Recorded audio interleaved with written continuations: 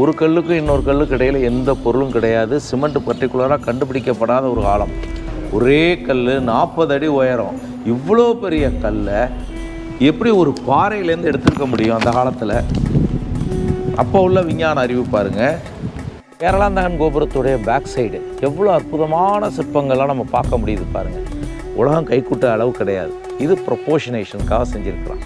உலக பாரம்பரிய சின்னன்னு யுனெஸ்கோ வழங்கிய ஒரு சர்டிஃபிகேட். எல்லாமே தமிழ் எழுத்துக்கள். உடையார் ஸ்ரீ ராஜராஜம். கூலி என்ன கொடுத்துருக்கான்னா 100 களம் நெல். சில பார்வையாளர்களை இந்த மாதிரி பார்க்க சொல்லுவேன். இந்த நந்தி ஒரே கல். பெயிண்டிங் பாருங்கள், 18 மராட்டா பெயிண்டிங். இது கோபுரம் கிடையாது, விமானம். இதுக்கு பேர் சிக்கரம்னு பேர். ஒரே கல், கருங்கல், 81 டன் எடை. 3 பேர் சேர்ந்து கட்டி பிடிக்க முடியாது. உள்ளே என்ன இருக்குன்னு கேட்டிங்கன்னா சொன்னால் ரொம்ப ஆச்சரியப்படுவீங்க.